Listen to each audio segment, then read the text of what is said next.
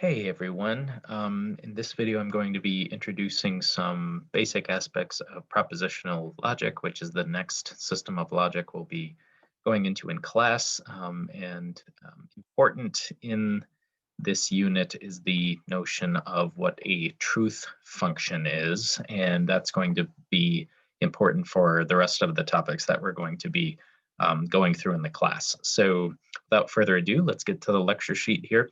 So to say that a given assertion is truth functional just means that the truth value of the entire thing, the whole, can be solely determined by the truth values of the individual components. Okay, so for a truth functional statement to work this way, if you know the individual truth values of its parts, you can automatically determine the truth value of the whole. Okay. And then if you think about the way that we use statements, statements can be more or less complex, all right? Now, just as in categorical logic, we use capital letters or variables to stand for terms. In propositional logic, we use capital letters to stand for atomic propositions, okay? So, or a simple proposition. So a proposition is an atomic proposition or a simple one if it can't be broken down any further and still be a proposition. Okay, so for example, if I take the proposition Adam is an aardvark, right? So Adam is an aardvark. Um, if I try to divide that up anymore, Adam is what, right? Adam isn't even a complete sentence, let alone a statement. And then is an aardvark, right? So Adam is an aardvark as an atomic proposition. You can't break it up into any smaller pieces and still have a proposition, let alone a sentence. Okay. Now, and this is really important. If you have a negation embedded in a proposition or in front of a proposition, that is actually a complex proposition. So a complex proposition is one that is made of at least one atomic proposition, and then it also has either an operator or it's operationally joined with a further proposition. So for example, if I say Adam is not a cat, right? So notice that you can remove the not here and just have Adam as a cat. Well, Adam as a cat is a sentence and it expresses a complete thought, right? So the not being used in this proposition, that is actually a logical operator. That's actually a logical operation. So since Adam is not a cat, contains a logical operation along with the atomic proposition Adam is a cat, this would be a complex proposition. So Adam is not a cat, or it is not the case that Adam is a cat. These are both complex propositions. So the not here is actually a logical operation. Okay. All right, now, but where that's not the case, Adam is an aardvark, John is a husband, right? These are all atomic propositions or a simple proposition. All right, now rules for well-formed formulas in propositional logic. So a well-formed formula is basically standard form, right? This is just a grammatically correct in accordance with the formal grammar of propositional logic or sentential logic. Okay, so rules for well-formed formulas. First of all, every capital letter, which stands for an atomic proposition, is itself a well-formed formula. Secondly, every negated sentence letter is a well-formed formula, right?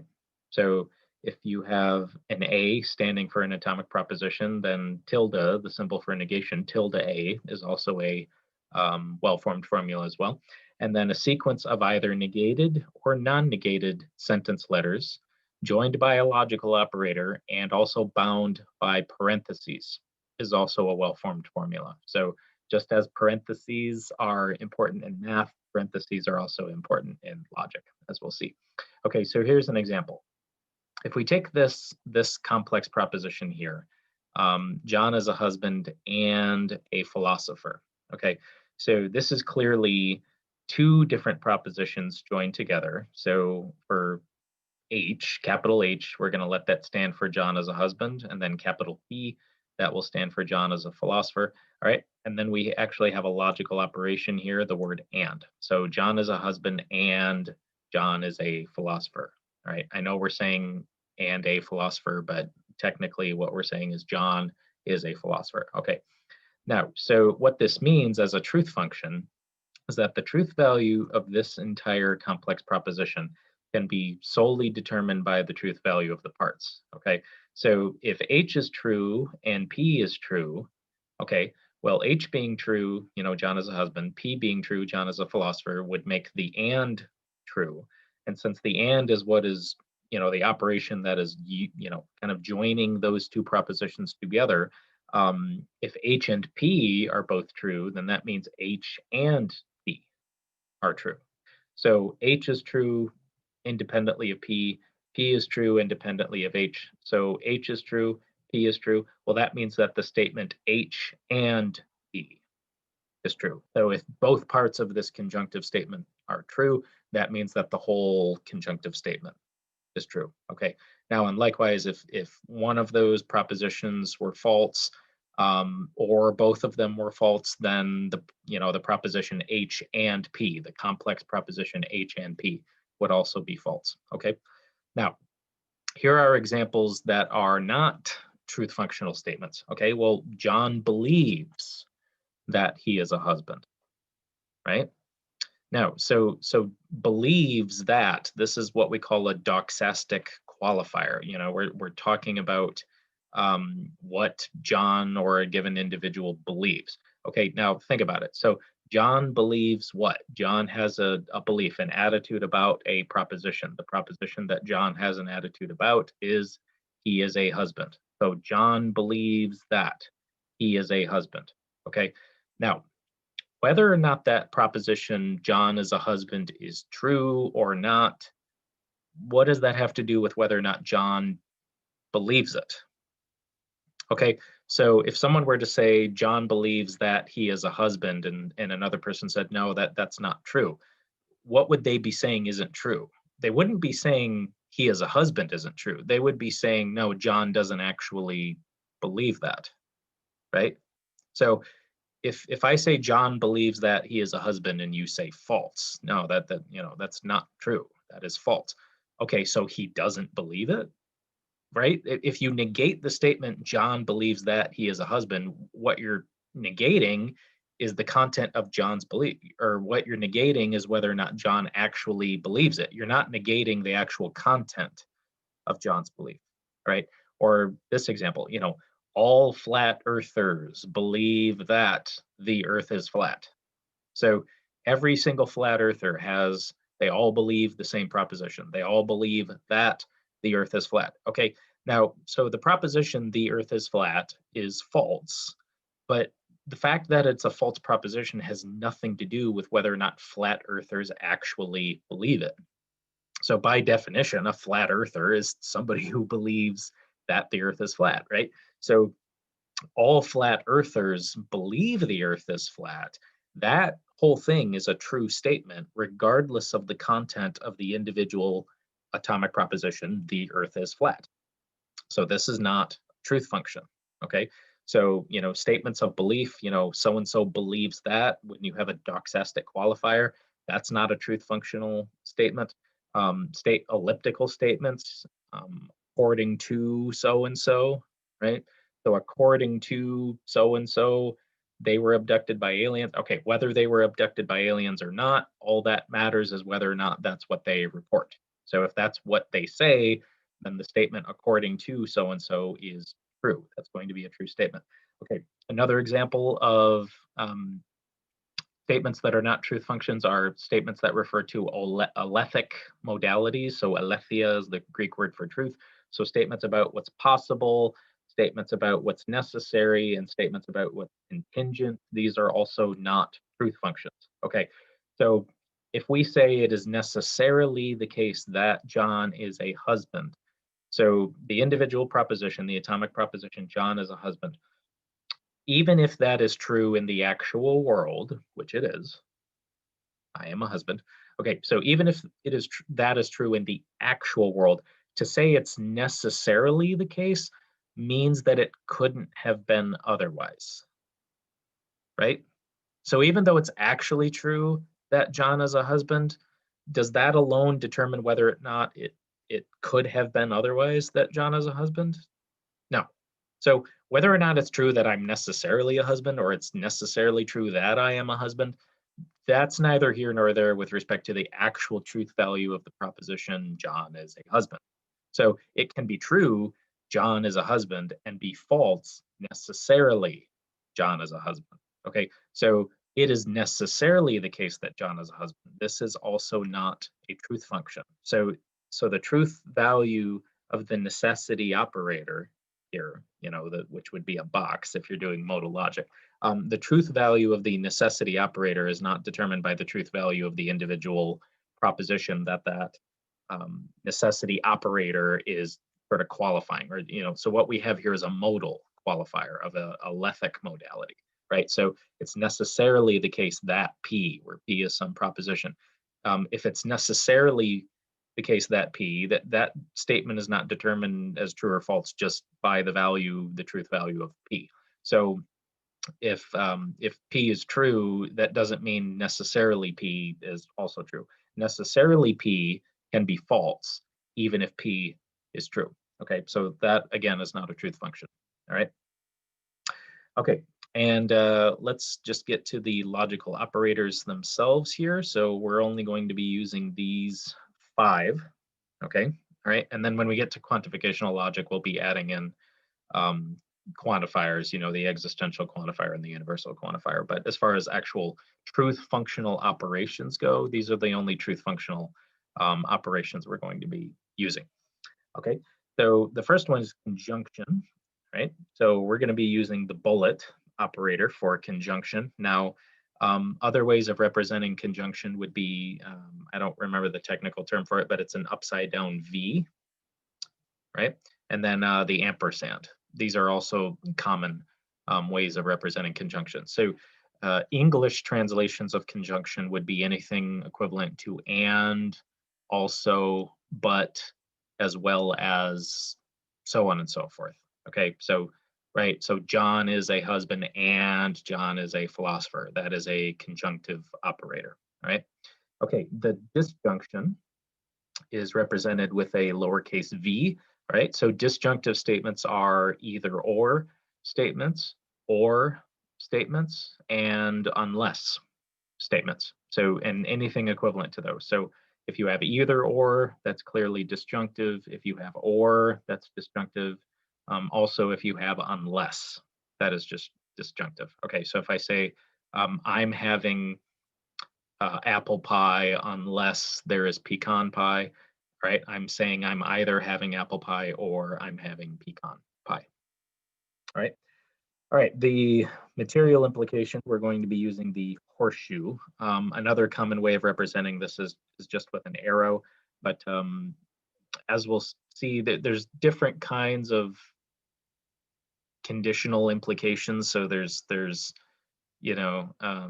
just kind of subjunctive implication, there's strict implication. So material implication has some kinds of strange features about it, but here, and we'll get into those when we talk about the actual truth functions of these different operations. Okay, but with material implication here, this would just be your conditional sort of statement, if then. Okay, all right. Now, but the problem here is that when it comes to conditionals, there's actually 3 different ways that they are written. Okay, and this can be a little bit confusing.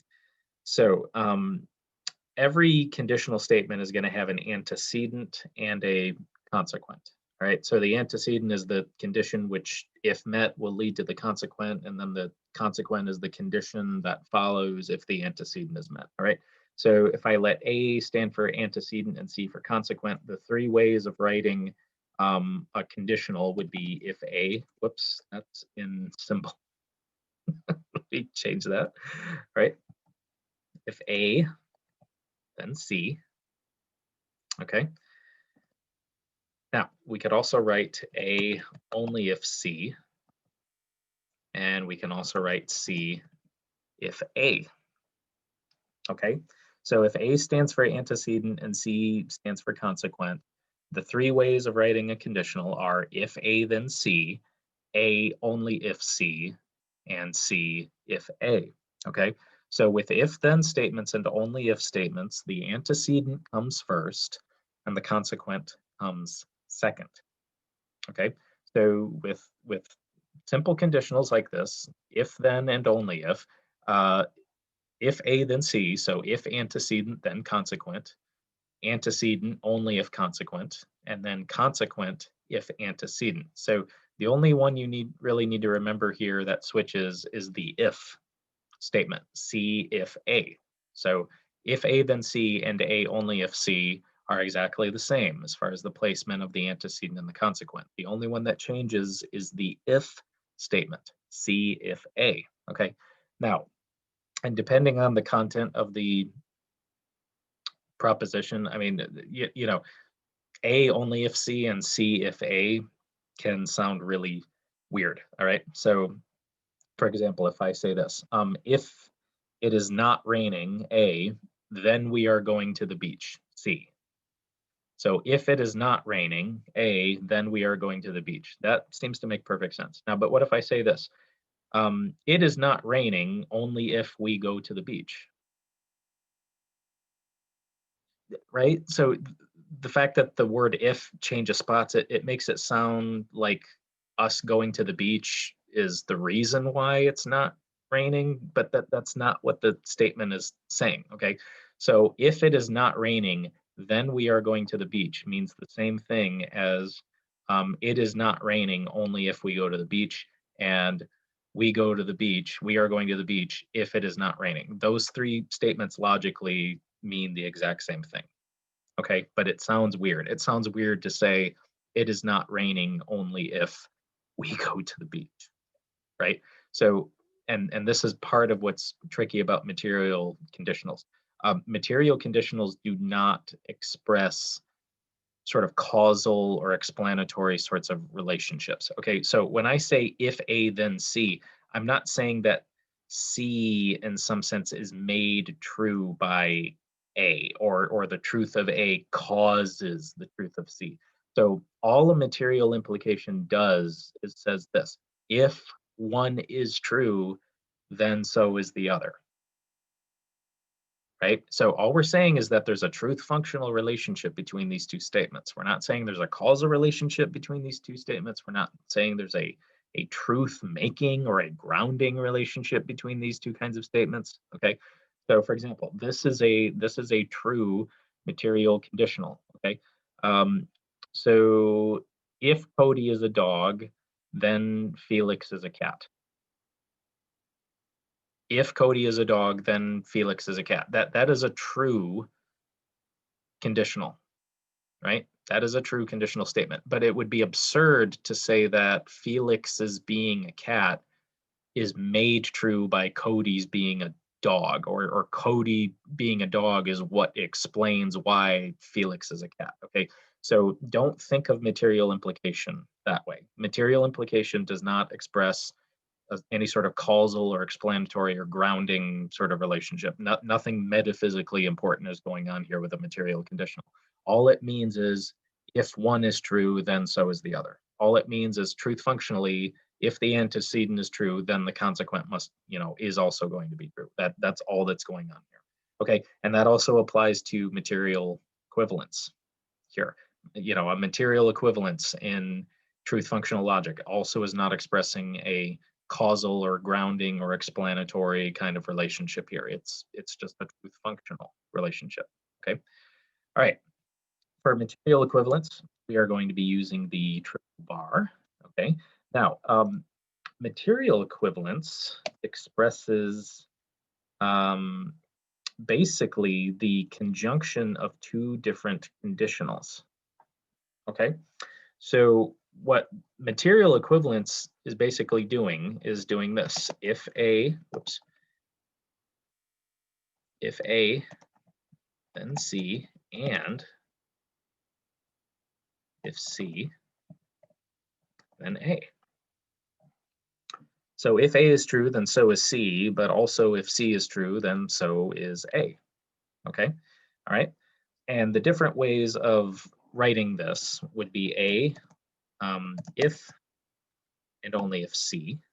Okay, you can also have it simplified to just IFF. So if you see IFF here, that means if and only if. Okay, so A, if and only if C, A, IFF C, or also A, just in case C.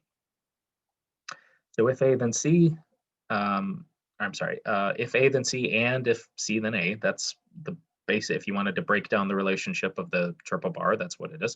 Okay, so A, if and only if C, A, IFFC, and A, just in case C are all three different ways of writing this. Okay, now, and if you notice what's going on here, so A, if and only if C expresses the same thing as if A, then C, and if C, then A.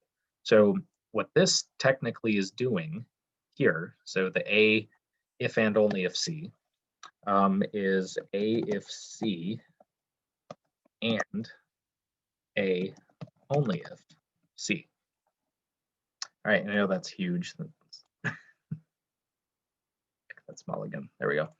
All right, so A if C and A only if C. Okay, so remember that with an only if statement, the antecedent comes first and the consequent comes second, and then the if statement switches it. Okay, so that means that A is being used both as an antecedent, so A is an antecedent of C, but A is also a consequent of C. And likewise, C is a consequent of A, and C is also an antecedent of A, right? Which is exactly what this is. So A if C and A only if C is the exact same thing as if C, or if, I'm sorry, if A then C and if C then A, okay? Okay, and then the easy one is negation here. We'll be using the tilde for negation. So this would be no, not, it's not the case that, it is false that, non, whatever. Anything which would be negative needs to be represented with the operation of negation. Okay, all right. Okay, so I'm going to keep this video a little shorter just because I don't want it to be pretty long. So in the next video, we're going to go over the actual, I can't get back to my control thing here. Nope, you're not what I need. You're what I need. Okay, there we go. All right, so in the next video, we'll go over all the actual truth evaluations for these different operations. I'll see you then.